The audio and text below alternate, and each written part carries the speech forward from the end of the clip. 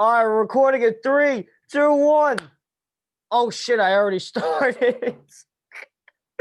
Well, between the 6 episodes we made so far, we have so many bloopers. But anyway, what's going on, guys? I'm your host, Soupy, along with your boy M-Carp. We are here with episode 6 of All You Can Talk Sports. Mario, man, how you doing today? I'm doing pretty good. This dude swore within like 3 seconds of the video. I'm Wait, done. wait, did I actually? Yeah, you basically you said, "Oh, I'm a censor because I'm not trying to get Oh, demonetized by YouTube," but you were like, "Oh shoot, we were recording." oh. It's Well, let me find a way to fix that. I'll fix that as soon as I get to the editing software. I'm doing But pretty good, Nate. How are you doing? well, I mean, I messed up the intro, but other than that, I'm good.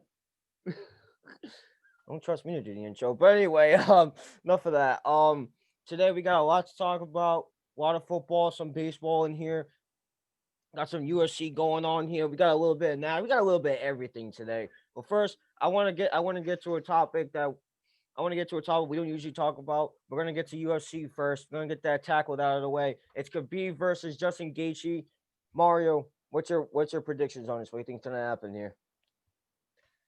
I think this is gonna be Khabib's toughest fight in UFC by far. It's not even close. It's because here's the thing: we're talking about a guy and Justin Gaethje, who is an all-American. He's an experienced wrestler from high school, college. He's an experienced wrestler. He knows what he's doing, and this dude has never taken a one takedown defense.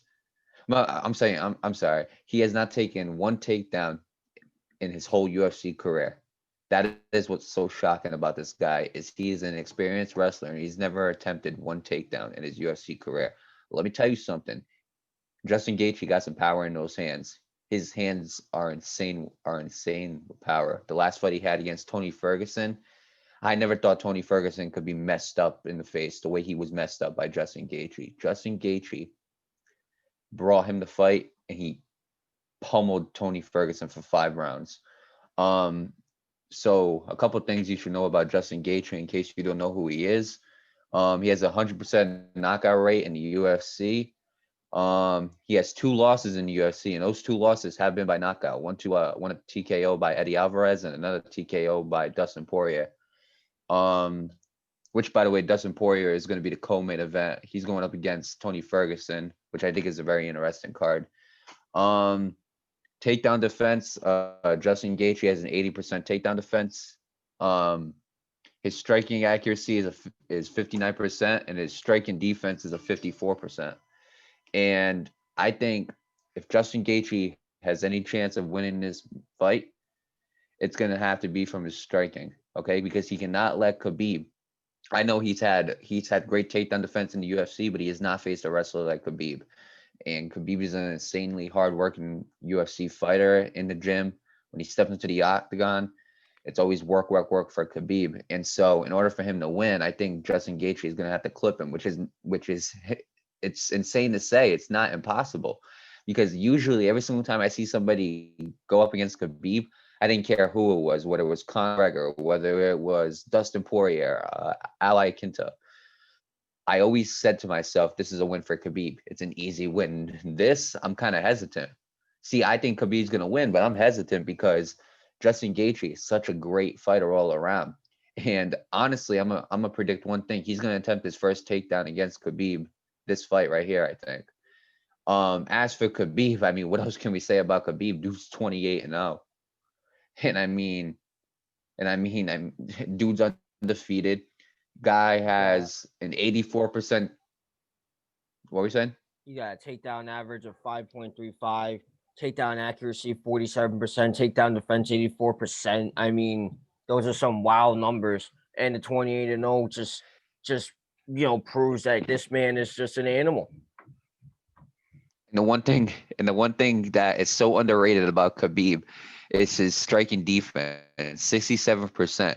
You don't really clip him a lot, and that's the thing. Like he went up against big strikers in like Dustin Poirier. He went up against Conor McGregor. He and again, the one thing I said was Conor McGregor has to beat him striking. He has to beat him standing up.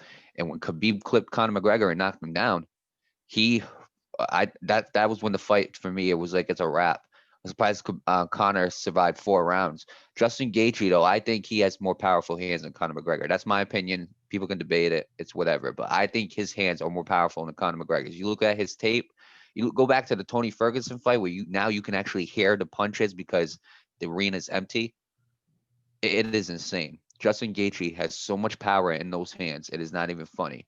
And Khabib is gonna have to make sure that his striking defense is on point. He's gonna have to make sure that he doesn't get clipped with anything by Justin Gaethje. He's gonna have to be aware of Justin Gaethje's insanely good takedown defense. And but I'll say this: if Khabib can take Justin Gaethje down, I think Khabib can do a pretty good job in this fight. I think this fight's gonna go 5 rounds, and I think Justin Gaethje is gonna win. And the reason why I say that has nothing to do with stats or anything like that, but it's every single fighter who has respected Khabib has gone the distance with him. So, Khabib has respected, has gone the distance with him. You look at Michael Jordan, went the distance. Edson Barboza went the distance. You look at Ali Quinto, went the distance. And he has a tremendous respect for Justin Gaethje. And Justin Gaethje, he's a hardworking guy. His parents were hardworking people.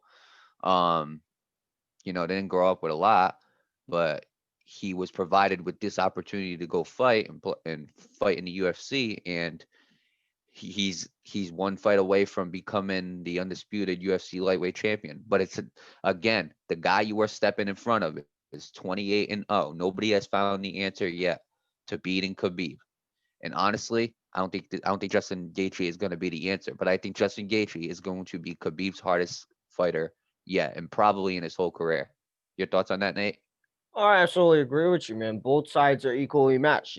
Both got great defense. They're absolutely the animals on offense. That offense is just absolutely aggressive on both sides. And as far as I'm concerned, you're absolutely right. This is Khabib's toughest fight. I can't really think of anybody else. You know that's gonna stand a huge threat to Khabib. If listen, I'm gonna tell you this right now. If anybody thought that Conor McGregor was a big threat to Khabib, you're on something else, man. No disrespect to Conor McGregor, he's a great fighter, but I personally didn't think he wasn't gonna even beat Conor McGregor, let alone the fact that he lasted 4 rounds with him. I'll tell you something right now. It's kind of tough to tell to see who would win. I might land a little more on Khabib's side, given that he's a bit tougher to hit on defense. But I'm telling you right now, going back to what you said about Justin Gaethje and his takedown rate, about how he's never taken down anybody, I think he might have to do it this time because if he takes down Khabib, he could possibly weaken him and take an advantage over him. I think he needs to do whatever it takes without breaking the rules to beat this man. And I'll tell you this as well: if Khabib beats Gaethje, I'm telling you right now, I don't think anybody's going to beat Khabib. Yeah, and it's a fight where Gaethje, as good as he is striking, he can't really win it that way, in my opinion. I can't really see it that way. I can't see, for some reason, because Khabib's striking defense is so underrated and his striking too is underrated. I can't see Gaethje winning by like knocking Khabib down and TKOing him. Could I be wrong? Yeah. I mean, there was that time in UFC where like Anderson Silva had like 11 title defenses and nobody found the answer for him, and he ended up beating everybody. But the difference between Anderson Silva and Khabib is we have seen Anderson Silva before Anderson Silva lost his belt. I've seen him in serious danger against Chael Sonnen, against a couple of times. He was in some danger. He's been in some danger a few times in his career, Anderson Silva, before he lost the belt. This fight is different. This fight he is not. This fight I have never seen Khabib in serious danger to the point where like he's been hit. He's been hit hard. Don't get me wrong, but I've never seen Khabib in serious danger in the UFC before in my life. I have never seen it. I have never seen somebody who is an actual threat and could have been a threat to taking Khabib's title. And that's why Khabib I don't think goes for any rematches, because everybody he's faced, he's proven that he's demolished them. And so I could say Tony Ferguson would also be a threat. That is also something good to say because Tony Ferguson is an experienced wrestler too, and he has great like Muay Thai, and he has good striking and everything like that, Right, right. and good kickboxing. But Justin Gaethje, I think, is just so much. I think he's just bigger. I think he's a bigger threat than Tony Ferguson. A, because he beat Tony Ferguson decisively. B, because I think his motor is better than Tony Ferguson's. I think his stamina is better than Tony Ferguson's, and I think that skill overall. I think that I think that Justin Gaethje is just a better fighter than Tony Ferguson, in my opinion. I don't think that first fight was a fluke against Tony Ferguson. I think he absolutely beat the brakes off of Tony Ferguson, had a game plan for Tony Ferguson. Right. So with that being said, Justin Gaethje is the toughest opponent I think Khabib will ever have in his UFC career by far. I don't think it's even close. If anybody's going to take this title from Khabib, it's going to be Justin Gaethje. But my prediction is I think Khabib wins by unanimous decision. I don't think Khabib finishes him. I don't think Khabib might take him down a couple of times, but I think Gaethje's takedown defense is well enough to get back Well up. enough, yeah.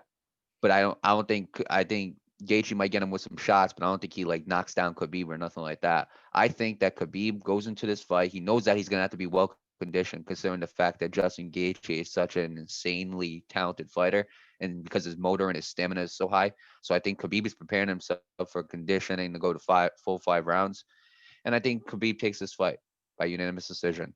I 100% agree. I was leaning more on Khabib's side. This is going to be a tough fight. I don't have anything else to add to this. Do you? I really don't have anything else to add to this All except right. for the fight is Saturday, UFC 255, 2 o'clock p.m. because it's in Abu Dhabi Fight Island. It's on ESPN Plus. Check it out. All right. I know we would. I know I said we do football last, but this is just in from the NFL themselves. Saints wide receiver Emmanuel Sanders has been placed on the reserve/slash COVID-19 list. It will not play Sunday against the Panthers.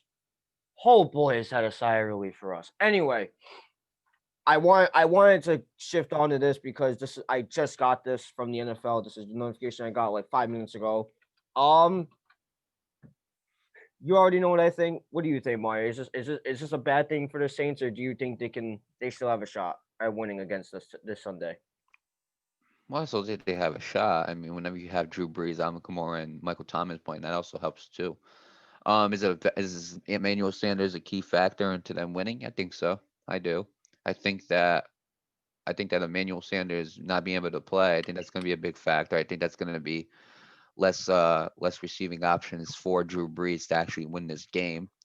And again, the Panthers are riding again, just like I put them with the Dolphins too. I think they're riding a wave, and so and Saints got to come in prepared. I think this is going to be a very close fight. I think it makes it a lot closer. But then again, I have to say Michael Thomas is going to have to show up. That's going to be the guy who's going to have to show up. Alvin Kamara is going to have to show up. That's the other guy in office that's going to have to show up. The guy who replaces Emmanuel Sanders, that's going to be the guy who has to show up. And so, and so, right now, obviously, it's Friday. I don't think again they said he will not play Sunday, probably because of like time. You probably just can't fit him in for Sunday. But um, I think he is a big factor. I think Emmanuel Sanders has been a very good player this year. But on the other hand, Emmanuel Sanders has also had some lackluster games this year where he hasn't really performed the way we want to see Emmanuel He Sanders hasn't perform. he hasn't showed up.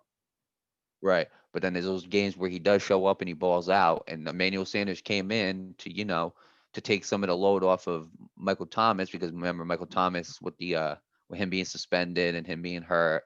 So Emmanuel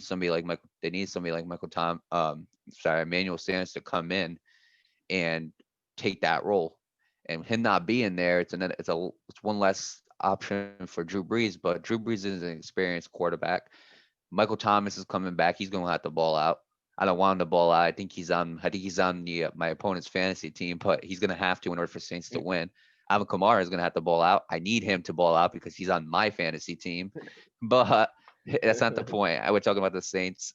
And yeah, and the other thing is I got to say the Saints defense got to hold their own against the Panthers because this cannot be a high scoring game because it just can't be a high scoring game. There's not when Emmanuel Sanders out, that's one less offensive target. And so I think that the Saints defense is gonna have to be a little bit better than what they've been being. I got stuff to add to that, but I really want to wait for our NFL Sunday predictions later on. But I just gotta say, go Panthers. Is nothing. There's nothing else to it. Just go Panthers, man. All right, let's get back on track. I just figured I'd point that out because that I just got that. What we got next? We got Amar'e Stoudemire becomes new assistant coach for the Brooklyn Nets. Now, we looked up this guy. He had a good career in the NBA. He retired in 2017. As far as I'm concerned, he doesn't have any coaching experience. Mario, let me ask you a question. And I know we've talked about this about the Brooklyn Nets that they're sort of they are technically in my eyes I think they're a playoff contending team with Kevin Durant, Kyrie Irving, but now with Steve Nash and Amar'e Stoudemire, do you think they have an even better chance? Yeah. Amar'e Stoudemire and Steve Nash were teammates for a very long time in Phoenix. I think they went to the Western Conference Finals a couple times too. When Steve Nash was that around that time, Steve Nash was a two-time league MVP. And yeah, I think it helps. I mean, coming from the fact that you took Steve Nash in as your head coach, and then you take Amar'e Stoudemire as an assistant. It looks like you're trying to not trying to make another 2008, 2009 Phoenix Suns team because like it's hard to do, but it looks like you're trying to create that identity of the Phoenix Suns of what they once were and applying that to the Brooklyn Nets with Kevin Durant, Kyrie Irving, Spencer Dinwiddie, Jared Allen. I can go on and on. They got some really good players. I don't think it's a bad idea. I think this is something that they might need. I think this is something that the Brooklyn Nets are absolutely going to need. And the reason why I say that is because Amar'e Stoudemire, see, he doesn't play like Kevin Durant. He plays like him in certain ways when it comes to like the paint and stuff. They're both lengthy guys. If Kevin Durant wanted to, I bet he could play center. I don't think that's really a problem because even though Kevin Durant's not the biggest dude on the court, he is a really good defender. I think this is gonna be good. And you got to also remember this is a very young Brooklyn Nets team. It's a very young Brooklyn I Nets would team. Besides 100% Kevin Durant agree. and Kyrie Irving, it's a very young Brooklyn Nets team and DeAndre Jordan. I would So 100% I agree think with you, man.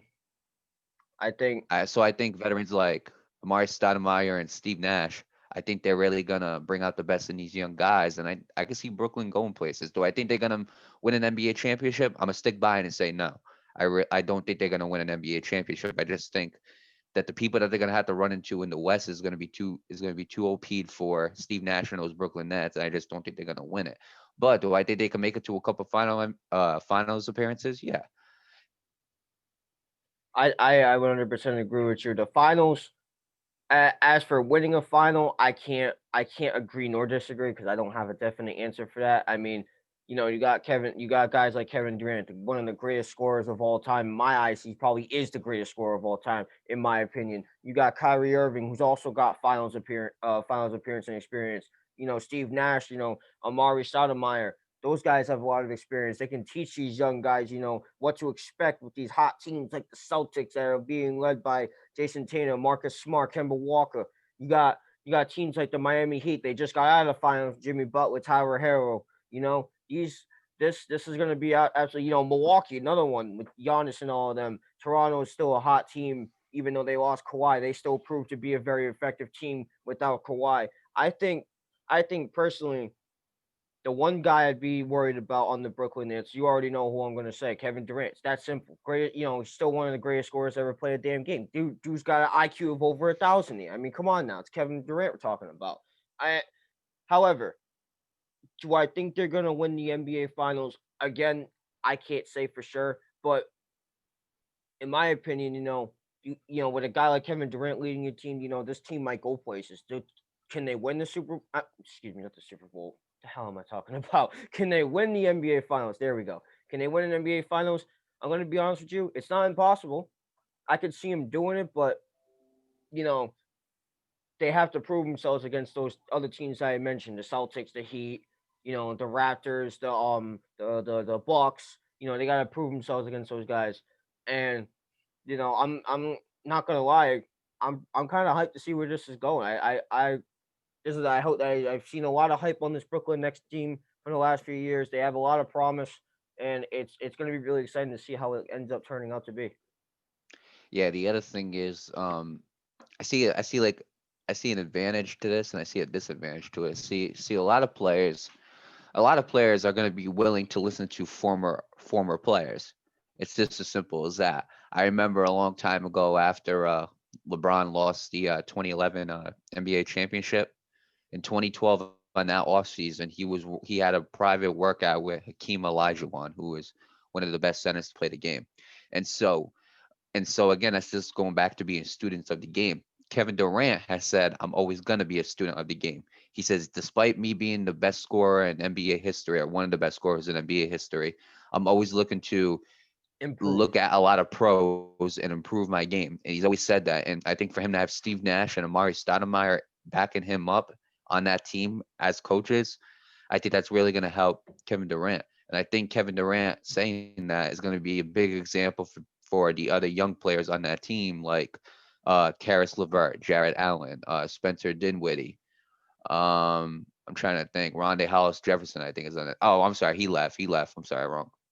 But a lot of the young players on that Brooklyn Nets team should really be looking at Kevin Durant and should be motivated to be learning from these NBA legends. Because a lot of teams, they have NBA coaches, they have NBA coaches and they're good coaches, but as for players, like they can't relate to them. Steve Nash, he played like a decade ago, and Amar'e Stoudemire retired like not too long ago. So these are some good guys to actually look at and actually improve your game with because they've done it. They've been there. Kevin Durant was drafted, I think, in 2007. He played against Steve Nash a few times. So I mean, like, it's good to get these legends and to learn from them. The disadvantage to it is if you're going by creating a Phoenix Suns identity, the furthest they ever went to was the Western Conference Finals. You know what I'm saying? For Yeah. Kevin Durant and Kyrie Irving, they've been to the NBA Finals. They've won NBA championships. They don't want to go to the Eastern Conference Finals. That's not their goal. They want to win it. And They want to so win it all. my question is, if they do get to the finals, is Steve Nash going to be a good enough coach to win them the NBA Finals? Well, I don't think. Even I think in this case, with the two veterans in Kyrie Irving and Kevin Durant, they got the experience in the NBA. Obviously, they need coaching. That's one thing. But when you got veterans like those two, you got the greatest scorer of all time behind your back. I think.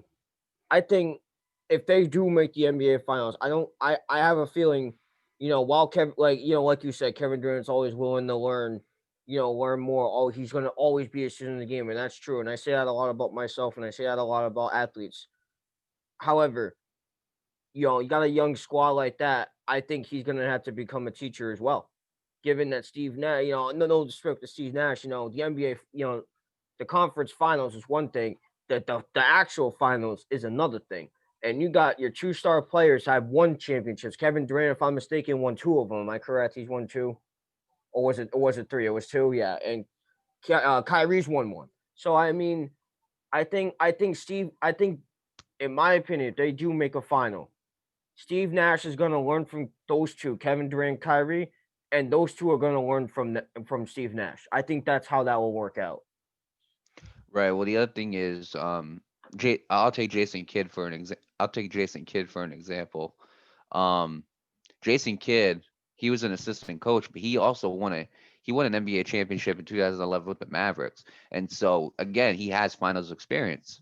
He's beaten in those 2011 finals. He's beaten LeBron James, who is the greatest NBA player of our decade.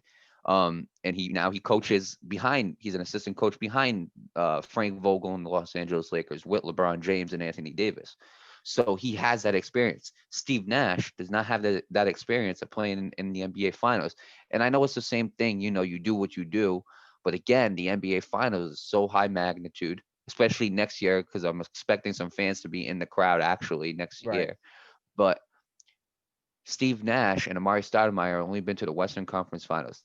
Okay, they never been to the NBA Finals as players. Can they do it as coaches? Yeah, sure, no Yeah. problem. You look at Steve Kerr again. He was with that Chicago Bulls team when they won the finals. He was with the San Antonio Spurs when they won the finals. So I mean, a lot of these player coaches or a lot of these former players who turn into coaches, they've been to the NBA Finals, so they know what it takes to win it. Steve, my question is the only thing I'm questioning is Steve Nash. Does Steve Nash have what it takes to coach the Brooklyn Nets to the NBA Finals? And personally, I don't. I think he can coach them to the NBA Finals.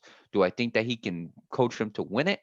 I don't think so. Not if LeBron James and AD and the Lakers are there. Not if Paul George, Kawhi Leonard and the Clippers are there. Not if Westbrook and Harden and the Rockets are there. Not if all that's there. But this is all going to be an observation lesson for us. We're going to find out come next season if Steve Nash is and Amar'e Stoudemire can take that Brooklyn Nets team to win an NBA championship. I agree. However, with the finals thing, It's tough to say because Kyrie played with LeBron. So LeBron knows Kyrie like that. But he's also played against KD, and KD, from what I've seen last couple finals, last time he's seen him in the finals, KD's got LeBron's number, as far as I'm concerned with that. So it's tough to say. I think, like I said, I think Steve Nash is going to learn a lot if they do go to the finals. I think he's going to learn a lot more from the two veterans in Kyrie and KD because he's never been in the finals. They have, so I think it's going to be they're going to learn from each other type thing. I think that's what's going to end up happening here, and it's going to be really interesting to see it play out. See, see, I disagree with what you said right there, and the reason why is because it does look that way. Like KD has LeBron's number. It's not completely accurate because LeBron, even though he was with that Cavs team, it was the Golden State Warriors had LeBron's number, not just Kevin Durant. I'm not saying Right. Kevin Durant did bad against. No, they balled out. They would always go head to head with each other. But again, you also forget in the 51-point game that LeBron had to win, JR dribbled out the clock and they had to go in overtime and lost in overtime. So Kevin Durant Kevin Durant and LeBron James they've always balled at it. They've always gone one on one, especially that in 2012. 2012 when OKC made it and OKC lost in 5 games. They've always balled out against each other. And he does know the way Kyrie Irving plays, but again, it's and you can defend a guy based off of like the way they individually play and their intangibles. But again, you also got to worry about the system that they're involved in too, because the system might cause the players to do different things that they haven't done before. So it's all about what system, and this is going to be interesting because it's all about what system that Steve Nash wants to put on the Brooklyn Nets. And if it's anything there, and if they want to create the same identity that they did in Phoenix, then LeBron James and Anthony Davis and the Lakers and the Clippers and all of them, they're going to have to study that. They're going to have to study. They're going to have to study that. A good way to prepare for them is to study those Phoenix Suns teams with Steve Nash and Amar'e Stoudemire. But as for players, LeBron and KD always went head to head with each other. It's just KD's team, not him, but his team, not just him, but him and his team, which was the Golden State Warriors or his former team, whatever you want to call them. They always had LeBron's number. Now LeBron's on a different team, so now it's a completely different story. KD's on a different team, so now it's a completely different story. So this is all going to come down to how will LeBron react to the system that he is playing against with Steve Nash. I absolutely agree, man. All right. I got nothing to add to that. I agree with what you're saying. I think it's going to be very interesting to see these two ball out. The Brooklyn Nets team is going to be really exciting. Now, I want to move on to our next topic, NASCAR. This is something we haven't talked about in the show before. I'm pretty excited Nope. about this. We got Bubba Wallace, Denny Hamlin, my favorite driver, Denny Hamlin. They're partnering with Michael Jordan to create the 23XI11 Racing. Mario, do you think this is a great? I personally think it's a great investment. What about you? Do you think it's a great investment? Is it engraved at, well, that depends for who, Michael Jordan or NASCAR. Both. I think it's a good investment for both. I think see Michael Jordan, we love him as a basketball player, but I love him more as an entrepreneur. As great as a basketball player he is, I think he's a better entrepreneur. I think he's a better businessman than he ever was a basketball player, and that's saying something because he is a great basketball player. But if you're gonna but I think he's just a better businessman, and you could prove it. His Jordan shoes, Jordan is now it's now a fashion statement. It's now a fashion brand. It's always what I'm saying. Since even when he was in the league, I think he's been a better businessman than when he was in the NBA than what he was doing in the NBA. And I think this is a good investment. Michael Jordan, he's always looking for business opportunities. He's always taking advantage of them. And after the whole situation that happened with Bubba Wallace, I think this is a good investment for Michael Jordan, and especially Bubba Wallace. Now his name is getting bigger. Denny Hamlin is already a big name in NASCAR. I think he's like the only Jordan sponsored driver in NASCAR. I could be wrong, but I don't think I am. Um, as for NASCAR, because Jordan's name is connected to something, the Jordan company actually succeed. I'm a Kyle Busch fan, so I mean, he's usually going up against Denny Hamlin and Bubba Wallace, so I don't want them to win because they're not part of the same company. I know Bubba Wallace used to be part of Richard Petty Racing, and Denny Hamlin used to be part of Joe Gibbs Racing, and they both left. And I'm gonna be honest. I'm gonna be honest though. If Bubba Wallace, he hasn't had a lot of success in NASCAR. I'm gonna be straight up with you. He hasn't really had a lot of success in NASCAR. Denny Hamlin has, for sure. Bubba Wallace has not. So I think it's going to come down to these two drivers because at the end of the day, NASCAR is a sport just like any other. And what you want to do is you want to win the championship. You want to win the Sprint Cup championship. You want to win the Daytonas, the Brickyard 400s, the help me out here.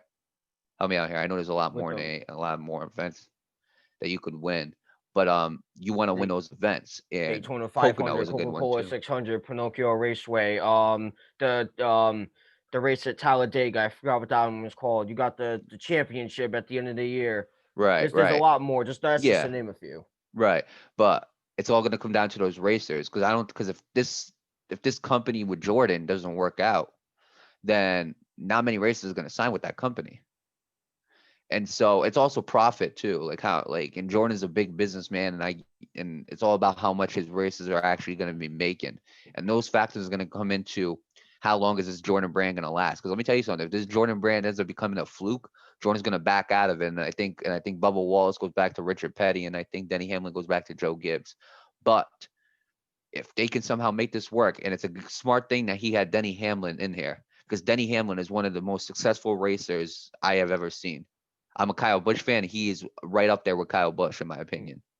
I think when it's all over, I'm going to be honest with you. I think he might have a better career than Kyle Busch.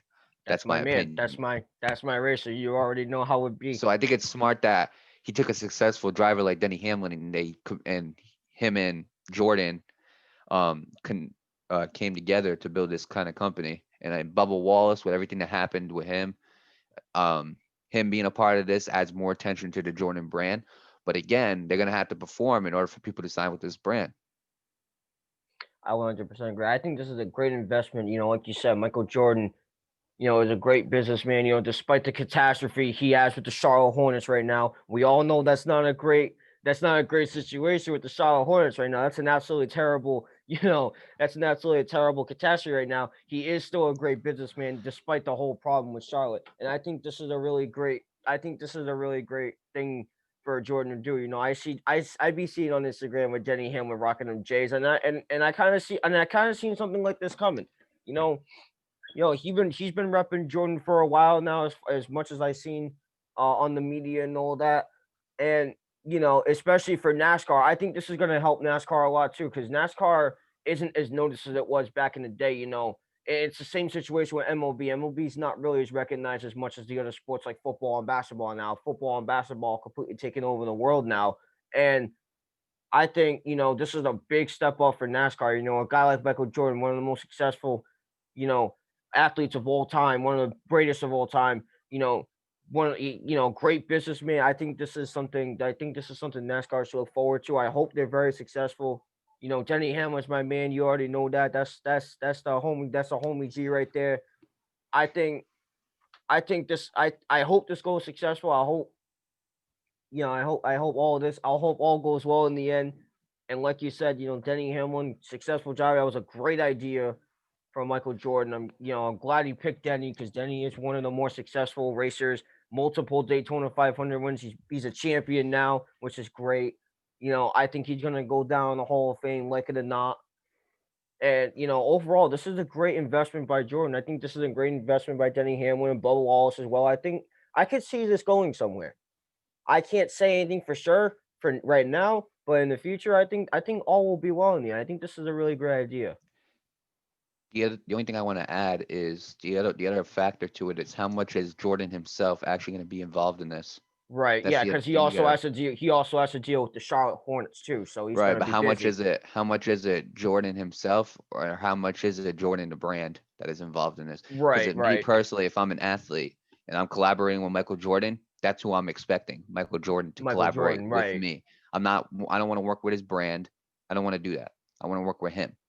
And so if he's directly working with this, he's gonna have a lot of racers leaving, and it might cause a hurt in NASCAR too, because if racers are leaving Joe Gibbs, Richard Petty Racing, Penske Racing, if they're leaving all these racing clubs, then what are these other clubs gonna end up doing? You know Right. what I'm saying?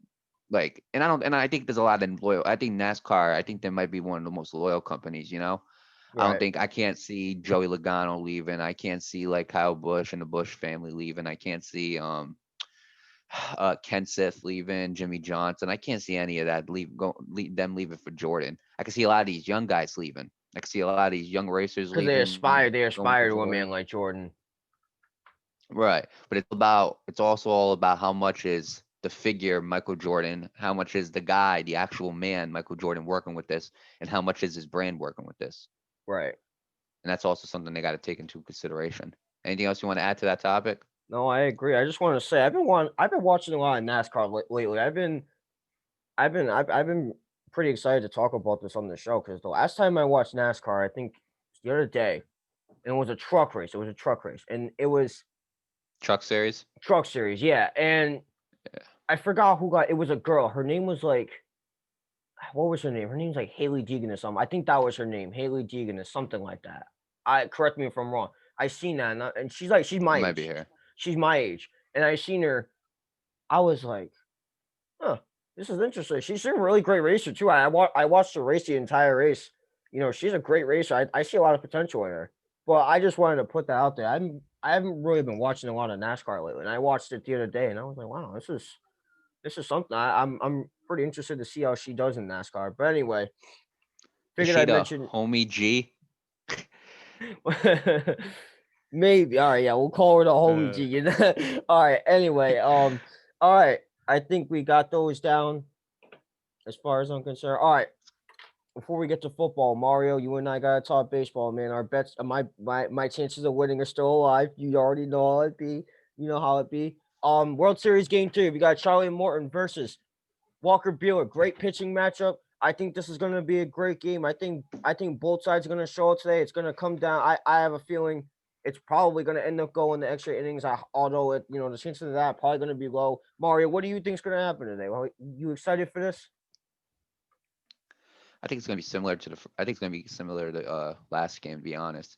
Because the way I see it is, are because the managers really haven't been keeping their starting pitchers in long, and with the way it's been looking, it looks like one team or the other always gets rid of the pitcher the first inning, and the other one just keeps him in.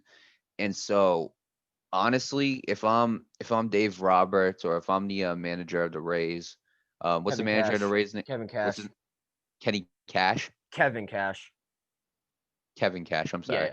No, you So good. if I'm Dave Roberts or Kevin Cash, then I'm looking to keep these guys in for as long as possible. It's not often we get to see Charlie Morton versus Walker Bueller, and so this is going to be a great pitching matchup. And I think what you should do is, I think both of these guys should be pitching 6 innings or more, to be honest, as much as they can, or 5 innings or more at least, so you can give these relievers some breaks and you can put them in. But I think that both these pitchers should be pitching long. And if they do, I think this is going to be a low scoring game. If, on the other hand, however, because they do it often, if they decide, well, let's take out Bueller or Morton after like 3 or 4 innings, then this is going to go back to a 6-4 game. Except this time, I think the Dodgers might take a 2-1 lead. I think this is going to be a very interesting matchup because you got to remember Charlie Morton, 2017. He was on the Astros pitching lineup. I can't remember if he was a starter or a reliever. I think he was a reliever.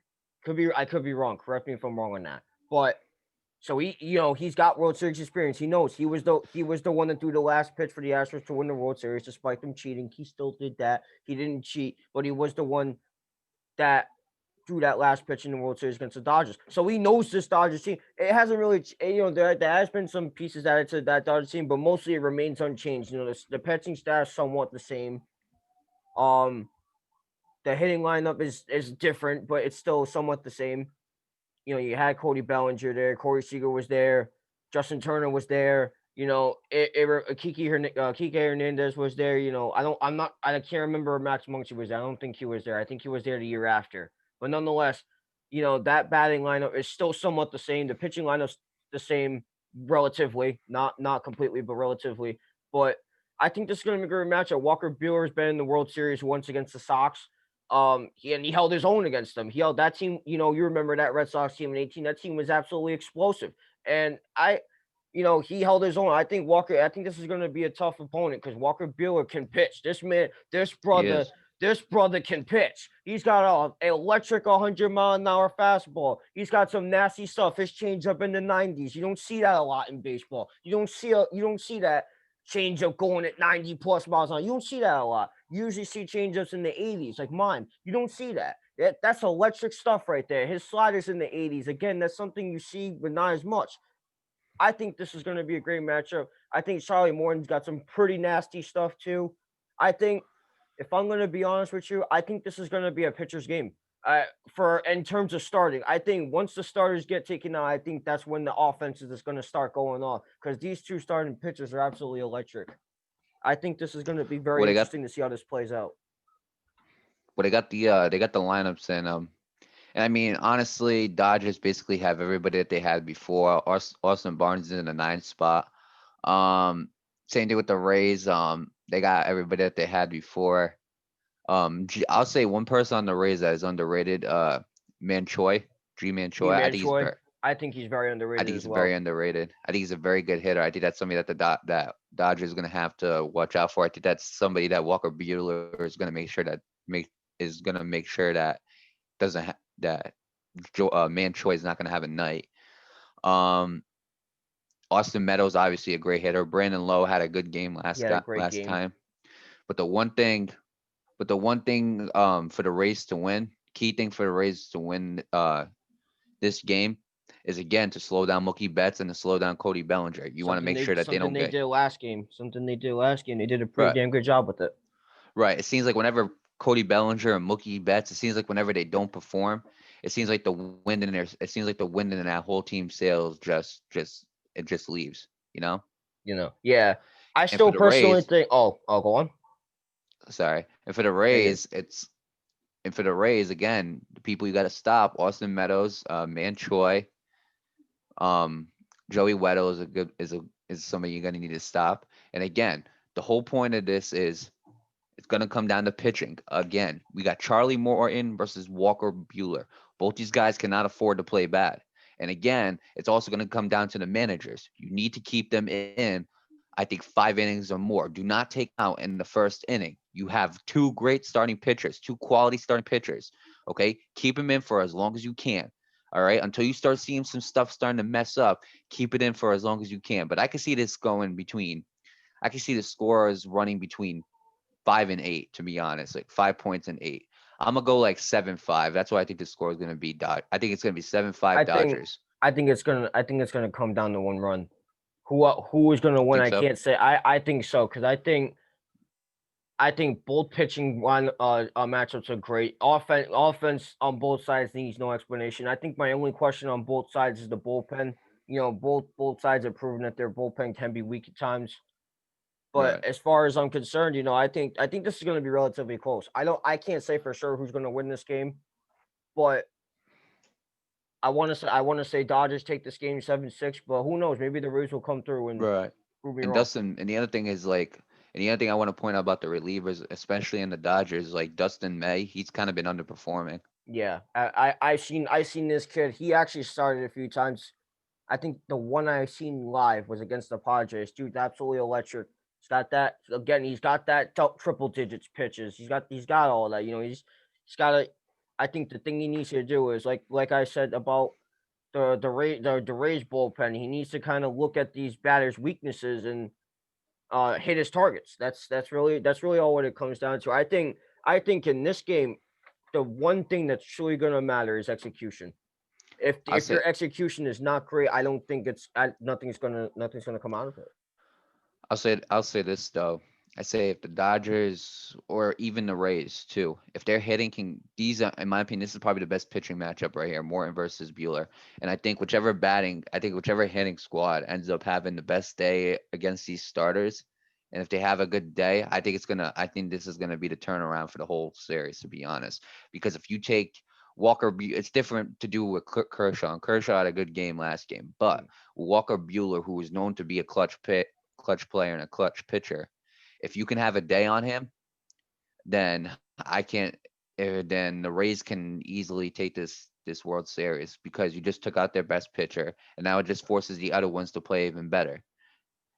Same thing with the Dodgers, though. If you could do the same thing against Morton, that's a big thing too. But I think it's bigger for the Dodgers.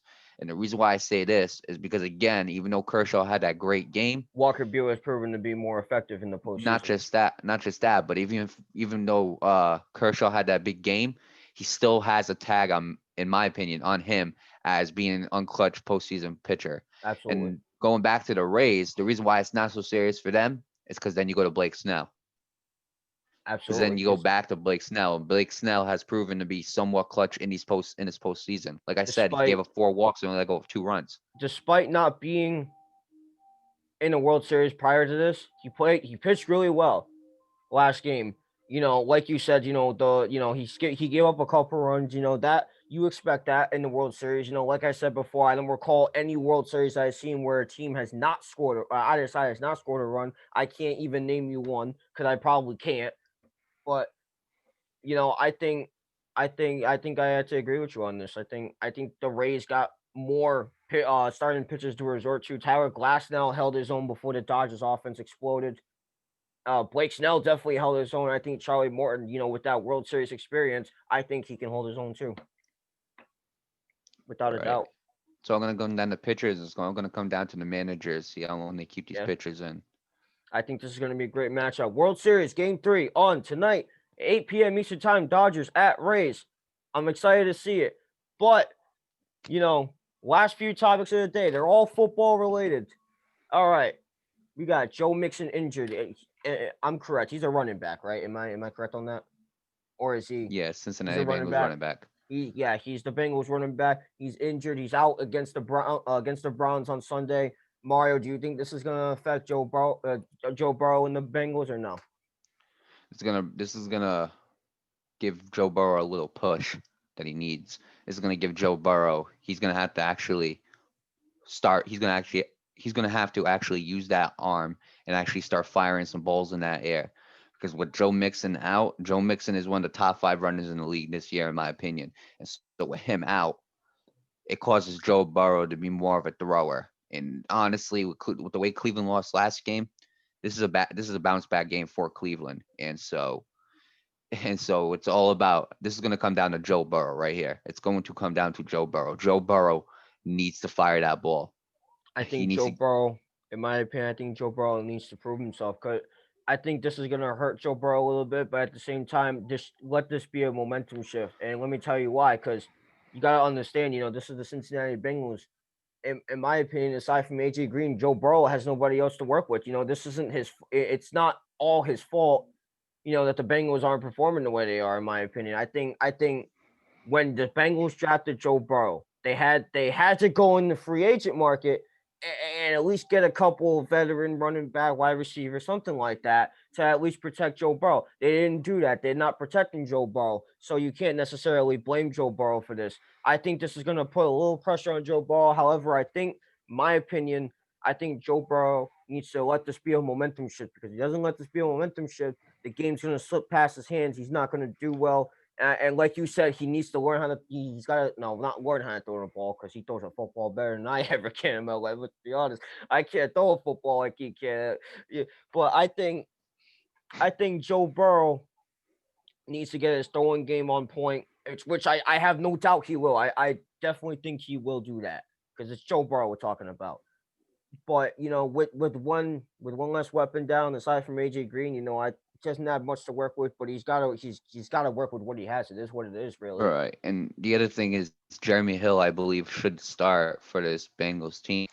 And he's gotta pick up that slack too. That Joe he's gotta do what Joe Mixon has been doing for that team. And it's a really hard thing to ask for because Joe Mixon has been such an elite running back this year and especially last year.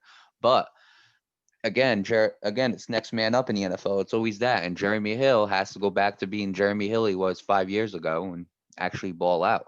So I believe it's Jeremy Hill. I believe that's the guy, the second stringer.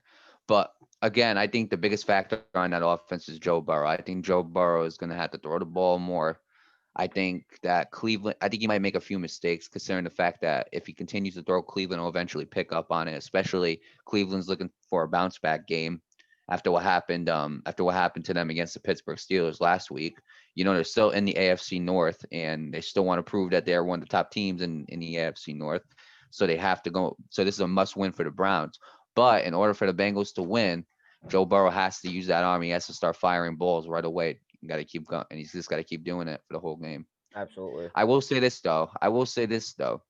He has T. Higgins, and T. Higgins last week had a great game. I don't know his stats. I don't have him on me, but T. Higgins had a great game last game. If T. Higgins can have another great game, I think the Bengals might have a chance to beat the Browns or even come close to beating them. I absolutely agree, man. I'm one to believe there's a first time for everything, and actually that's not even a belief. That's just a straight up fact. So you can't. I think Joe Burrow needs time. It's that simple. He needs time. Right.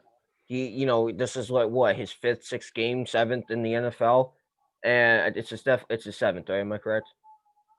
It's week. So yeah, it's the seventh. Yeah. So Yeah, seventh week. You got to give the man more time. Like I said before, he doesn't really have a lot to work with. He's got to work with what he has, and you know what? I give him props for that. A lot of people were saying Joe Burrow isn't going to win the game this year. Guess what? He already did that with what he has. Yeah, I understand. Who did he win against again? It was the No, he tied with the Eagles, and then he beat the Jaguars. Was it? I think Probably. it was either the Jaguars or I think it was the Jaguars. Well, whoever it was, Did he do it last week? no, it was a couple. I think it was week 4 or week 5. Week 4. No, it wasn't week 5. It wasn't week 5. It was week 4, I think. I'll check that for you We, right yeah, now. something like that. Something like that. Yeah, he beat the Jaguars 33-25. Yeah, so he can beat. I get it's the Jaguars, but he still can beat teams with the core that he has, despite that it's not that good compared to other teams. So I think when it comes down to Joe Burrow needs time to develop. There's a first time for everything. This is something a Right. lot of this new generation doesn't seem to understand. There's a first time for everything. That's how you gain that experience. You got to learn from that first time, and you got to build up as time progresses. It all comes down to will Joe Burrow do that, and I know that Joe Burrow will because it's Joe Burrow. But I You think also got to remember I'll go on. the first time he played the Browns, he almost beat them. He He almost was a beat them, right? score So away. he has their number. He kind of knows what he's going up against. He's at home this time, so I think he has more of a momentum given that he's at home. So But he has to throw more, and he has to that's going to throw be the more. issue. I think that's what he has to do. Either that or Jeremy Hill or the backup running back for the Cincinnati Bengals, whoever that is going to have to pick up the load that Joe Mixon cannot carry this game. Right. All right, I, Thursday night. Let's go to Thursday night football. Let's review what happened. Okay, we both picked the Eagles. I think. Did we pick I picked the Eagles. Did you? I can't remember who I picked. I think I Um, picked the Giants. I think. Did I pick the you Giants? think so? I think I picked the Giants, or did I pick the Eagles? I can't remember. I think you might have picked the Eagles. All right. Well, whoever it was, all right. You gotta ask me, man. You gotta ask me. You gotta wait for this. You gotta wait for this. All right, Nate. Let me go to some winners on both teams. We'll start with the Giants, okay? Because this was a very close game, so it's possible to have a lot of winners on both teams.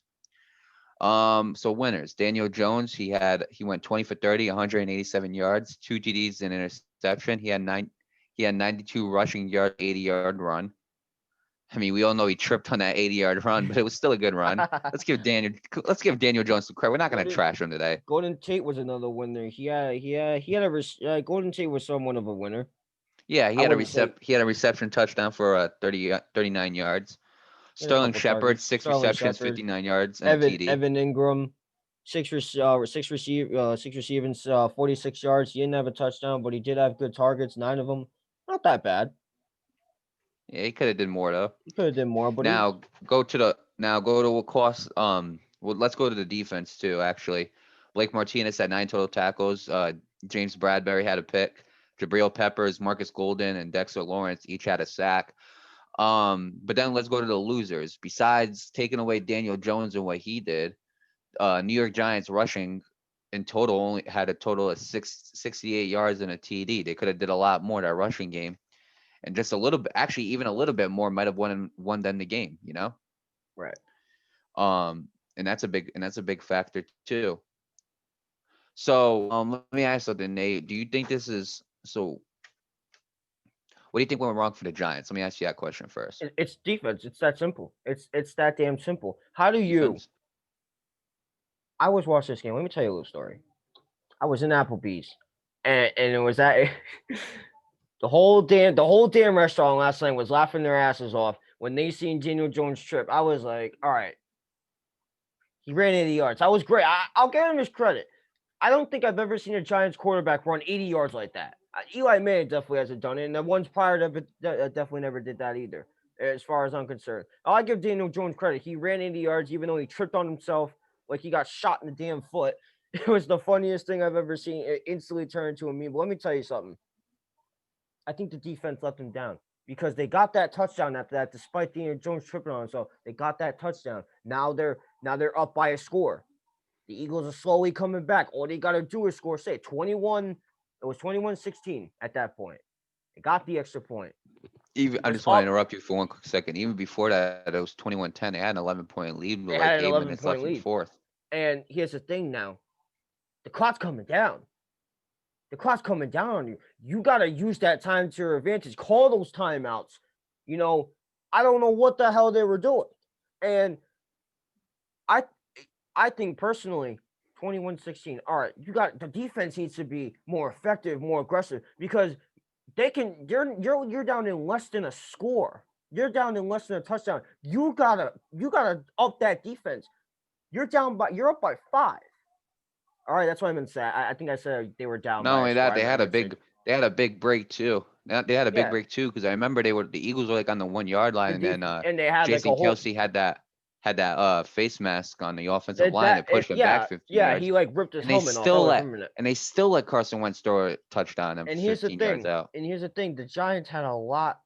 They had a lot of opportunities. There was a lot of holding. There was a Right. defensive holding. There was that play where he ripped the helmet off his head, and right after that play, Carson Wentz threw that touchdown. They were back 15 yards. They were back at the 25-yard line. Well, listen, they get the problem with the Oh, Giants defense is they're giving them too many opportunities. That's their problem. right. And I think they were so close to sacking Carson Wentz. That's a little tougher to do given that Carson Wentz was running around in the entire game. So I can't really go too hard on those guys. But the defense made way, way, way too many mistakes. And you know what? I think that's what cost them that game. Another person on the Giants that I noticed that on especially in the defense that cost them the game was Harper. Harper, the Giants corner, he was the unnecessary roughness. He took a swing at one of the Eagles guys, and then like they almost got into a fist fight. Like you got to be more disciplined as an NFL player than to do that type of stuff. If you scored a touchdown on you, I get it, but you don't got to swing at the dude. And the other thing is, it just makes you look. It doesn't make you look bright. It doesn't make you look bright. It doesn't make you look good. You know what I'm saying? And you're costing your team stuff too because you're possibly gonna get a penalty for swinging at the man. You're gonna get a penalty for the dirty tackling you're doing, and you just can't keep doing that. Listen. I understand that it's been a tough season for the Giants. The Giants really haven't been a great team in a long time. When was the last time they were in the playoffs? What was it? 2016, Probably 2017? Odell's like second year maybe. Yeah, so like 2016, 2017, something like Yeah, that. 2016, 2017. Yeah. So I mean, I understand it. It's frustrating. This team really hasn't been that great. They won 2 games last year. It's absolutely terrible. We all know this. But it doesn't mean you get to take your aggression out on the other players. That's something you got to take Right. yourself out on yourselves. I get the coaching isn't really that great either, but at the same time, you're not really helping the case by underachieving and doing things like that. I think these guys need to get their heads out of their rear ends and say, you know what, we've been underperforming. There's a lot of talent on that Giants team. As bad as they're performing, you got Daniel Jones. He hasn't really proven much, but then again, it's not all his fault. It's the same situation with Joe Burrow. Daniel Jones doesn't have a lot to work with. He really doesn't. He lost Right. Saquon Barkley. Saquon Barkley's out for the year.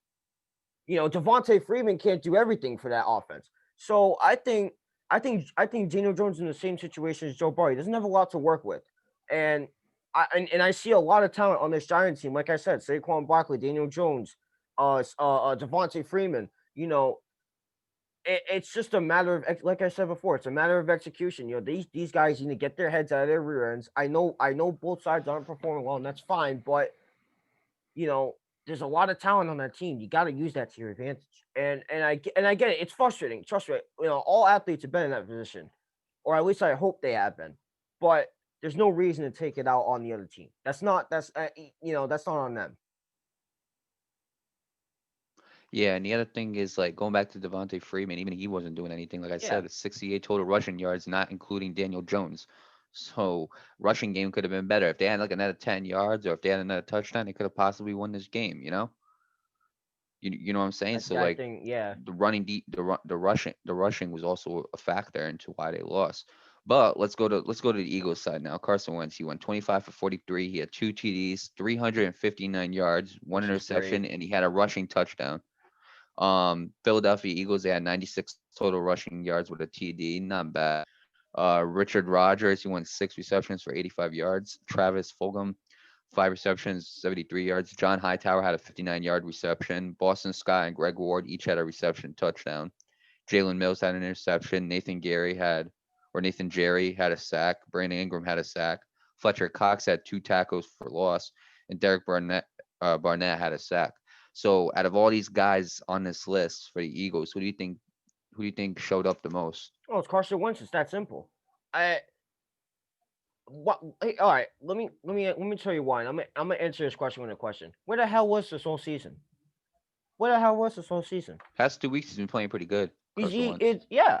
And I'll give credit where it's due. He deserves that credit. But my question is, where the hell was all of this? But Last year your team needed this. It wasn't there. The year before that, when you got injured, you weren't really playing that great either. I'll give him a pass on that 'cause he got injured in the middle of the season. They full take over again. But it, where the hell was this? They need Carson Wentz. They don't have Jalen Hurts isn't. I don't think they're going to resort to Jalen Hurts that easily. They only use him with running plays. But same. Carson Wentz needs to step. I Carson agree Wentz with needs to that. step up, and I think he stepped up this game. I think this was a great comeback game for him. I get it was against the Giants. The Giants aren't a great team, but it's something. Something's better than nothing. And you know what? I think this was a great step up game. He's been playing decent the last couple weeks. I'll give him his credit for that. I think his completion rate needs to be a lot better. 25 out of 43, or if I do the math, around 58%. So not bad, but it could be better. The yardage was great. That was that. I did not expect that out of him. I think Carson Wentz is the winner on this team. I can't fathom that. He showed up. That's really all it comes down to. He showed up when his team needed it, and you know what? This is something he needs to keep on doing. When they went to this, the year they went to the Super Bowl, he was really, really, he was like that. He was showing up. He was balling before he got injured, and I think that's something. Obviously, I understand injuries do play a role in player regression, but when you're playing for the Philadelphia Eagles, who just won a Super Bowl the year after, and you're projected to stay in the long term, you gotta show up. And this team hasn't been that great ever since they won that Super Bowl. They went 9-7 the 2 seasons after, barely made the playoffs because the NFC East is an absolute disaster.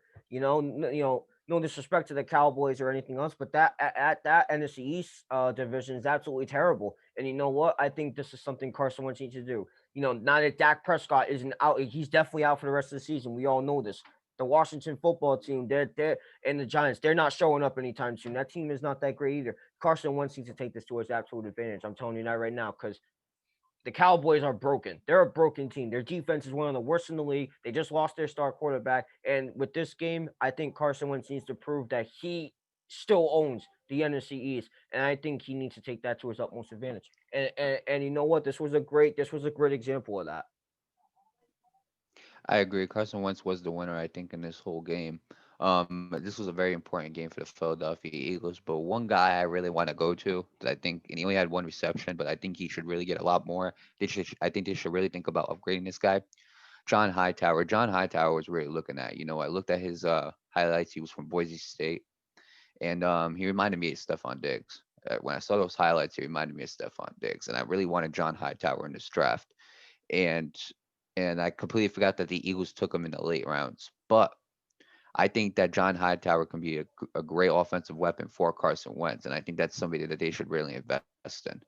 Um, I think that one reception for 59 yards. I think you can learn a lot from that. I think you can use him a lot more than what you've been using him for. And personally, I think that's a guy you really should think about upgrading with Richard Rodgers. Um, and I'm gonna be honest, like Carson Wentz doesn't have a lot neither. He doesn't have a lot of guys But to the go fact that to. he put You up that know, kind of performance with what he has credit to is him. Yeah, is credit to credit, Carson Wentz. much credit. Credit to Carson Wentz. Now it's all about how can you do that on a consistent basis this year, because you're gonna need to, because you might not need to do it to win the NFC East, but you are definitely gonna need to do it to get a high seed in these In the playoffs coming playoffs. up. And so we're gonna have to see if Carson Wentz can do this consistently. So far, he's done it for 2 weeks. He's done it for two Right. weeks. So I mean, let's give him some credit there. He's had two great You games start back to back. you So starting to keep show doing up. it. Yeah. So keep doing it. Put your team in a good position for playoffs, so you can at least make some type of run. And we'll see. And we're gonna see where this goes. But the winner of this game, of Thursday night's game, was obviously Carson Wentz. Absolutely. And All right. not a great game played, but there were still some winners in that. Oh, and by the way, before I go on to the next topic, that girl, that female racer I was talking about, that was her name, Haley Deegan. That was her. I just wanted to put that out Okay. there. All right, week 7 predictions. We got the Sunday night games. We got Give It To Me. We got the Panthers and the Saints. Mario, you Before we. already what's Oh, up? nah. Continue what you're saying. You Nah. already know who I gotta have to win. My Panthers need to win this game, and I'm gonna tell you why. We already talked about Emmanuel Sanders. We already talked about him. It's not just about the performance on both sides, really, because both sides, Drew Brees really hasn't been playing like Drew Brees lately. He can, the first 4 weeks of the season, he could barely throw over 5 yards. He's starting to kind of gain that momentum back. His defense on the other hand really isn't doing that great either. I think overall, the Saints aren't playing like the Saints that we expected to. Let's put it like that. However, the Panthers are coming off a huge loss. They should have won against the Bears, and they didn't. They couldn't execute, and it was because of the defense. The defense made too many mistakes. They let the Bears get away. Props to the Panthers though, they kept it close. I'm If I'm being honest with you, man, I think it's gonna be a very, very close game. Now Joey Slide's gonna come back. We already know he's active. We needed him. That's a good sign. He's completed 89% of his kicks, so that's a good thing. That's a good thing. However, with Emmanuel Sanders not on the Saints, I think the Panthers have more of a shot to win this game, and I think the Panthers are going to win by a very tight score. And I think it just goes beyond the offensive performance and the defensive performance. I think you got to remember Teddy Bridgewater. This is his team. This was his team. And if you really think about it, the team remains unchanged. Drew Brees, Michael Thomas, Alvin Kamara, Taysom Hill. That team remains unchanged since he took that team to 5-0 record. He knows his team that well. He knows the Saints that well. He took them to a 5-0 record last year when Drew Brees went with that thumb injury last year. He knows that team well, and I think Teddy Bridgewater might exploit those weaknesses. Although, do I think he's going to blow him out? Absolutely not. I don't think that's going to happen. I think the Saints are going to retaliate because it's the Saints we're talking about. I think, to be honest, this is going to be a field goal score, or maybe like something like the not the Jets and Eagles, the Giants and Eagles. Maybe a one-score game. I think this is going to be a really good game to watch. I think this is an interesting one. But I think, not being biased towards my team, but I think the Panthers might take this because Teddy knows Drew Brees and the Saints. He knows them, and the Saints offense and defense hasn't really been performing that well. So and neither is the Panthers defense. So I think this is going to be a very interesting game to watch. I think the Panthers might take this one by a very close score. I don't think it's going to be a Well, I'm gonna blowout. say this. Well, hang on. Let me cut you off. I'm gonna say this. I had news while we were talking earlier. Mm-hmm. Michael Thomas is out with a hamstring injury, so this is gonna. I think this is so. Emmanuel Sanders and Michael Thomas are both not gonna be playing this game. Are you serious? Robbie Wait. Anderson Say I has. swear. Say I swear. I got the notification. He's gonna be out. We got so So much. You got so lucky on that so one. now it's all gonna rely on Alvin Kamara basically, and All yeah, right. basically that's. But I didn't even make my prediction yet. Chill, bro. You got like a Oh, 10-minute no, no, conversation no, with the no, Panthers. oh, I no, haven't no, even no, no. spoken one word. I'll just say, we got a breather. We got a breather.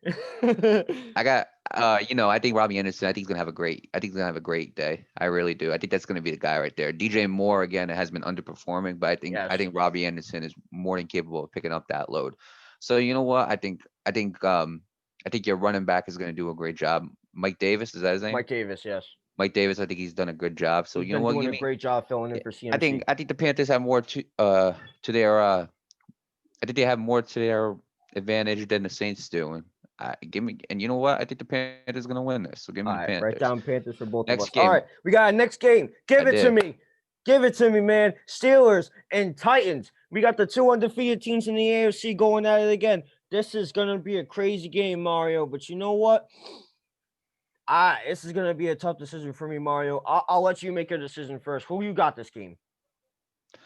Personally, I have the Steelers, All and right. here's why: because they have allowed one 100-yard rush by a runner in one time since 2019. That is tied for the second fewest in NFL. Despite the Titans having Derrick Henry, I think Pittsburgh Steelers defense is more well capable of stopping Derrick Henry. I think the Titans, I don't think they've been tested really. I don't think the Titans have really been tested. And it was the same thing with Pittsburgh, and they could prove me wrong because like we said before Pittsburgh beat Cleveland, they weren't really tested neither. But I really don't think the Titans have been tested this year. And personally, I think Pittsburgh they showed that they're an elite team against the Browns. So I'm gonna go with the odds, and I'm gonna go Pittsburgh beats Tennessee. I have to agree with you on that. And I was gonna say Steelers. I was talking about this with Isaiah last night. He says the Steelers doesn't have that much of an electric offense as much as the Titans do. But I gotta tell you something right now, man. I disagree with him, and I'm gonna tell you why. I agree with him with the offensive part, but I disagree with the Titans are gonna win this game. I think the Steelers got this. I don't think it's gonna be a blowout though. I think it's gonna be a close score with the Panthers and Saints. I think the Steelers defense is way too tough. I think the Steelers defense is probably the best defense in the league. I gotta be honest with you, man. I think that defense, like you said, they have allowed very few points, very few running yards, and all.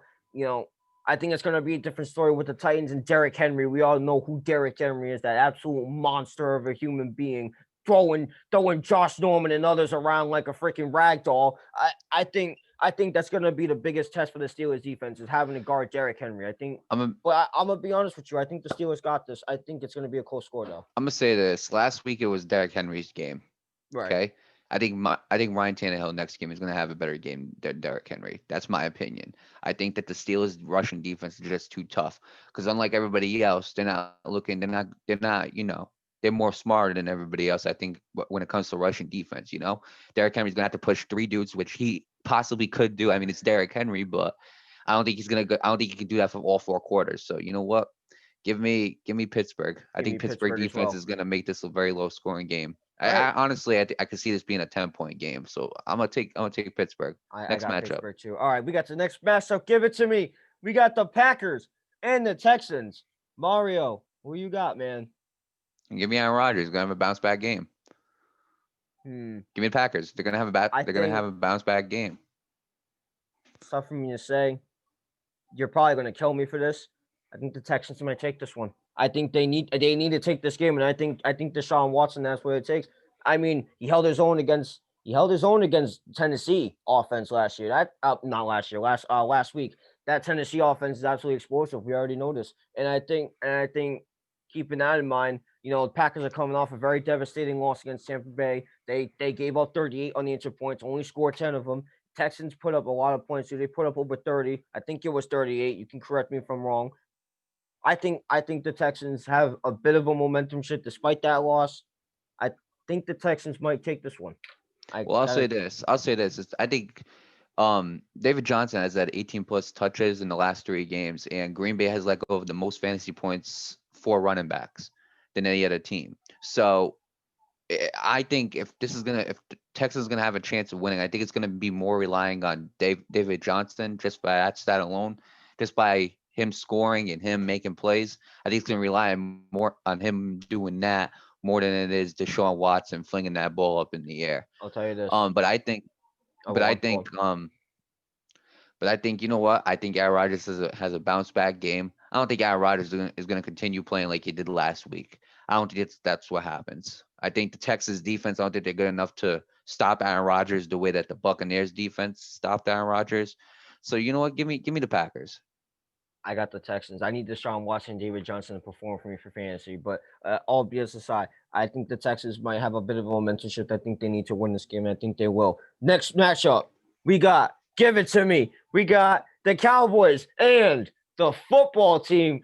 Oh man, we got another horrible NFC East matchup. Mario, you already know who I'm winning. You already know who I'm picking. Yeah, I'm gonna go Cowboys too. Yeah, that I needs no think explanation. I think Andy Dalton's gonna perform a little bit better. He might not be like he might not be Dak's level, but he's gonna perform good enough to where I think Washington is gonna lose. And again, until they get Chase Young back, I just can't take this Washington team seriously. I'll tell you this right now: if the Cowboys lose this game, I think Mike McCarthy's getting the axe. So give me the Cowboys on this one.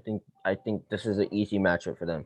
Now we All got the right. next game. Next game, give it to me, man. We got the Bills and Jets. You already know who I got winning this game. It's just too damn easy. The Yeah, Jets make it too Bills. damn easy to make fun of them. So give me the damn Bills. I don't even need to explain both I don't sides. need You to already know. explain it. All I gotta say is Josh Allen, Stephon Diggs, Cole Beasley, That's it. Devin Singletary. I could go on and on with the That's defense. it. We ain't gonna do that. The Jets just make it too damn easy to make fun of. Now we got the next game incoming. Give it to me, man. We got the Browns and the Bengals. Mario, who you got?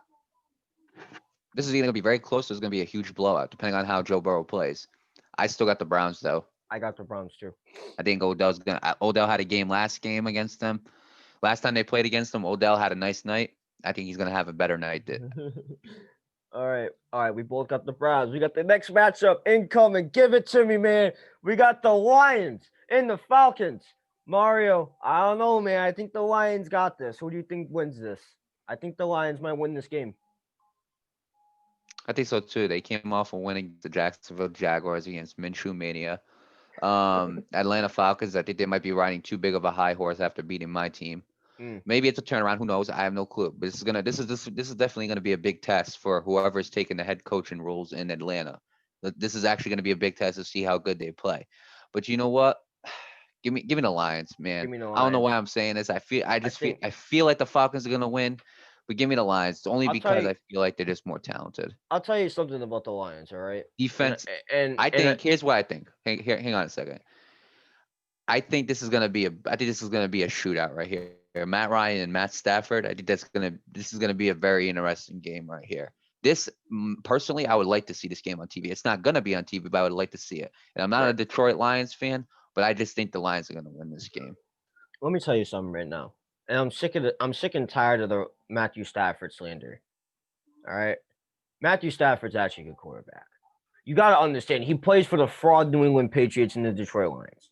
When was the last time this team was good? You could say the same thing about Sam Darnold. He's not a bad quarterback. It's just the team he plays for. Same thing with Joe Burrow. Not Wait, a hold bad on. Did you say quarterback. he plays? Did you say Matt Stafford play for the New England No, I Patriots? say he plays for the fraud New England Patriots. You get it? Because they have a Oh, lot. They okay. have a All lot right. of Yeah, pieces yeah, from them. yeah, Yeah. yeah. I think Matthew Stafford might ball. I see. Here's the problem, Matthew Stafford. He plays for the Lions. I think if he were to play for another team, like say for instance, this is just an example. If you play for the Steelers, I think he'd actually perform. And actually be up in the ranks as a quarterback. I think the reason why he's very underrated is because of the team he plays for. It's just that simple. And I think the Lions. I think he might perform well. I think Adrian Peterson might have comeback game. He might ball out too. I think give me the Lions on this one. All right. Next All right, matchup. we got the next matchup incoming. This one's a little exciting, a lot more exciting than the other ones. Give it to me, man. We got the Bucks and the Raiders. Mario, I got the Raiders winning this one. The Raiders are a pretty underrated team, in my opinion. They beat the Chiefs. They beat that damn Pat Mahomes in the ground with that explosive offense of his. And I think he might beat Tom Brady in the Bucks this time. I think that Raiders team is very underrated. That defense is absolutely solid. That offense still a little questionable in some parts. Derek Carr is actually performing pretty well. I think the Raiders will take this one. Um, you know what? I think the Raiders might win this. To be honest. The Raiders have it. Um, yeah, I think the Raiders got a good chance of winning this right here. I think that the Buccaneers going to have to watch out for Josh Jacobs. I think that's going to be a big factor right there. Right. I think the Raiders are going to make Tom Brady throw the ball a lot more than he wants to. And I think that's the key to winning. I think it's I hate to say it, but I think it's making Tom Brady throw out football. And the reason why I say that is because he didn't get to throw the football a lot last week. Yeah. That the defense for the Bucs played really good, so he didn't really need to. I personally think that the Raiders are gonna make Tom Brady throw the ball more than what he wants to. And a lot of people are saying the Bucs are gonna win, and I really don't think the Bucs are I gonna don't win think it. the Bucks are gonna All win. right, because I don't think Gronk's gonna show up like he did last game. I think Mike Evans or Chris Godwin might, but again, I think if the Raiders can hold their own defensively against the Bucs, I think the Raiders can win this game. I think Derek Carr can have a solid game and show up. Mm. All right, so we got the Raiders on that one. It's gonna be a great matchup, though. It's gonna be great to see. All right, we got the Yeah, and the next Raiders are matchup. defensively underrated. Very, very. I think that team's overall just underrated in general. I had them making the playoffs this year as a sleeper team. With that said, we got another exciting matchup coming up next. Give it to me, man. We got the 49ers and the Patriots. And it's a little bit of a tough one. I think with the 49ers statement win against the Rams were a pretty sleeper team this year. I didn't think they were going to be that great. The 49ers made a statement to them saying, hey, we're still that team. I think the 49ers have that momentum back. And I think, you know what? Give me the 49ers, man. I think it's going to be a close game. I think the Patriots are on a bit of a decline of momentum given that they lost to the Broncos last week. Who the hell, especially with that Patriots team, who the hell loses to the Broncos the way they did? I think the Patriots are a little shifty in momentum on the decline. I think the 49ers are going to take this game, if I'm being quite honest with you. Yeah, well, here's the thing. I think the Patriots are going to win it. And the reason why I say that is because the Niners are the only team in the NFL that has not had a wide receiver surpass 35 reception yards in a game. That's a low right there, especially when they have one of the best corners in the game, is Stephon Gilmore on New England. Um, another thing is, another thing is, I think the Patriots is just going to bounce back, man. Cam Newton had a bad game, but you know what? I don't think he's going to continue being this bad. Right. I don't think it's going to happen. Um, I don't think it's Cam just going to Newton be has, Cam Newton in general. yeah, Cam Newton has led the Patriots in rushing yards 3 times this season, week 1, 2, and 6. So that's something they got going for them. So they also got to watch out for Cam Newton running the ball. See, Jimmy Garoppolo used to be a Patriot quarterback. Some people might have forgot. Some people remember because they think that he should have stayed on the Patriots. I personally disagree with that, but that's not the topic. I think that I think that Jimmy Garoppolo is somewhat stationary. He's a little bit more mobile than Tom Brady, but he's still stationary. And I think that Patriots defense could eat him up. But so personally, I think the Patriots are going to win this. I just think that Patriots defense is going to bounce back. They had a good game last week despite the score. It was more offense struggling, but I think the offense will bounce back. And it seems like whenever the Patriots, besides the Chiefs, because the Chiefs are just that good this year, but it seems like whenever they went toe to toe with the Seahawks, they went toe to toe with the Raiders, or they beat the Raiders. They've beaten some decent teams, and personally, I just think the Patriots are going to beat the Niners this week. It's going to be a great matchup, man. I'm pretty excited to see that game too. That's going to be on live If on I'll say this CBS though, at if the 4:25 Niners do Eastern time. win, it's all gonna be on George. It's gonna be on either the running backs Raheem Mozart and Jerick McKinnon, or it's gonna be on George Kittle. But it's not gonna be on those wide receivers. If they haven't surpassed 75 yards in any of these games, what makes them think they're gonna do it against the best corner in the league? It's going to be a And pretty that's my interesting reasoning. game. So It's going to be a pretty interesting game. That game is going to be on live on CBS 4:25 Sunday Eastern time. We got the next game incoming. Here we go, Mario. Give it to me. We got this one. We got the Chargers and the Jaguars, Mario. I don't know if you know this, but I love me some Justin Herbert, man. I gotta be honest with you. That kid's something special. I know his team isn't that great, and I always blame the defense for that. The defense isn't that great, but they're facing the Jaguars, and I think this is going to be a little bit of a must-win game for the Chargers, even though it's just the Jaguars. So you know what? Give me the Chargers on this one. I think Justin Herbert's going to ball out. When this dude came in week 2 to replace Tyrod Taylor, I had doubts, but he was facing the Chiefs, and he held his own for 4 quarters. Held his own against Pat Mahomes. In the end, though, it was his defense that let him down. You know what? I think Justin Herbert, the week when he faced the Saints, had that explosive. He had I think it was over 350 yards throwing. This dude is absolutely insane. I did not expect this kind of level of Justin Herbert. And you know what? I think this dude's very underrated. I think this dude's going to be a threat in the years to come in the AFC West. I give me the Chargers on this one, man. I think Justin Herbert's gonna ball out. Hey, I'm picking between either Justin Herbert or Minshew Mania. I don't know what the. I'm going Chargers, man. You know, Justin Herbert has proved to me Minshew is a little bit inconsistent. And Justin Herbert has gone the distance with Patrick Mahomes. He's gone the distance with Tom Brady. He's gone the distance with Drew Brees. I I think the Chargers might have played the Ravens this year, if I'm wrong. I'm not sure. I I'm could be not sure wrong either. about that. But he's played some very talented quarterbacks. And personally, I think Justin Herbert can win this game. I don't think I don't think it's going to be that difficult for Justin Herbert to win this game, knowing that he went to a shootout with a good Bucks defense. He went to a shootout with a decent Saints defense. He went to a shootout with Patrick Mahomes. And a decent Chiefs defense. So I Mm, think Justin Herbert this year has proved more than Minshew Mania has. I'll Give me say Justin Herbert. I'll say something Chargers. about the Chiefs. Excuse me, the Chargers. My bad. Let me say something about you. Strengthen that damn defense, man. That brother Justin Herbert, that's a brother, man. That if you continue to build around him, I think Justin Herbert's going to become a threat. And I think that Chargers team in general is just going to become a threat. That threat. That O line they have is actually really nice. You know, especially with Justin Herbert leading the charge. You know, I think that's going to be a great O line. I think the defense needs a lot of work, but you know what? Give me the Chargers in that game. We got the next game incoming. Give it to me, man. We got the Chiefs and the Broncos. You already know who I'm picking. It's the Chiefs. And no Yeah. explanation. That damn Patrick Mahomes dude, Tyreek Hill, Travis Kelsey. I don't need to name any more damn players. Just give me the Chiefs, man. Yeah, you beat an inconsistent Patriots team who's been dealing with COVID. You know, you're not gonna be I don't think they're beating Patrick Mahomes. I don't think they're gonna defensively they're gonna do what they did to Cam Newton. I just don't see it Right, happening. right. I don't. I think this is just an easy win for the Chiefs. And you know what? We got the last game for our last Sunday game of the topic. Give it to me, man. This one's probably one of the more exciting ones. So give it to me, man. We got the Seahawks and the Cardinals. This is going to be a pretty interesting game to watch. The Cardinals had an absolutely statement win against the Cowboys last week. The Seahawks are coming off on a bye, so I'm pretty sure they're going to be a little iffy. But you know what? Give me the Seahawks, man. I think Russ is gonna keep on doing his thing with his great O line, DK Metcalf, Chris Carlson, Tyler Lockett. I just can't see the Cardinals defense stopping Russ and his offense. Give me the give me the Seahawks, man.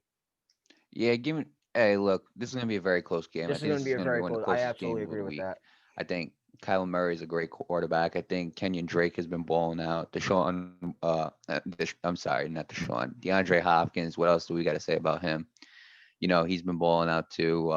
They got Larry Fitzgerald, they got Christian, they got Andy Isabella. They got a lot of offense on them.